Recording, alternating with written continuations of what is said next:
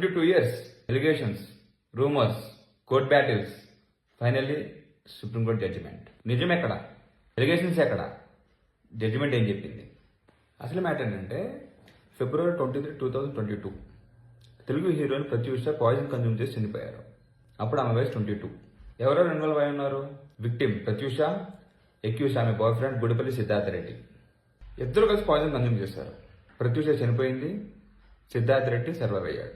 Pratyusha mother అని కొన్ని రిపోర్ట్స్లో serious allegations చేశారు. ఆమె రేప్ చేశారని, నెక్ మార్క్స్ ఉన్నాయని, పవర్ఫుల్ పీపుల్ ఇన్వాల్వ్ అయి ఉన్నారని, ఫోర్స్ఫుల్గా పాయిజన్ కన్జ్యూమ్ చేశారని, పొలిటికల్ పీపుల్ ఇన్వాల్వ్ అయి ఉన్నారని, సెక్సువల్ అబ్యూస్ చేశారని, ఇలా చాలా ఎలిగేషన్స్ ఉన్నాయి. అయితే ఇంపార్టెంట్ నోట్ ఇక్కడ, ఇవన్నీ ఎలిగేషన్స్ మాత్రమే, కోర్టు ప్రూఫ్ కాదు.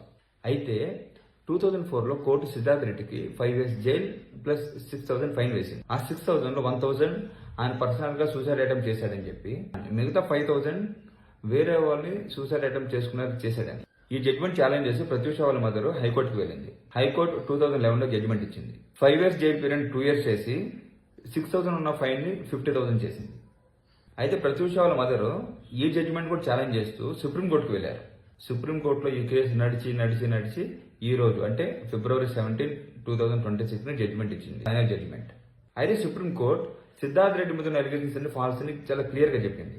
అయినా సరే సిద్ధార్థ రెడ్డికి శిక్ష విధించారు. ఎందుకు? Abetment to suicide. అర్థమయ్యేలా చెప్పాలంటే ప్రత్యూష సూసైడ్ చేసుకోవడానికి ఎంకరేజ్ చేశాడని. సిద్ధార్థ రెడ్డిని 4 weeks లోపు సరెండర్ అవ్వాలని చెప్పి కోర్టు ఆర్డర్ ఇచ్చింది. No political leaders involvement, no FIR, no charge sheet, no court evidence, only rumours, not proof. అయితే నేను కూడా ఈ కేసు గురించి చాలా విన్నా. ఎలిగేషన్స్ ఉన్నాయి, రూమర్స్ ఉన్నాయి, కానీ కోర్టుకి ఎవిడెన్స్ మాత్రమే మ్యాటర్.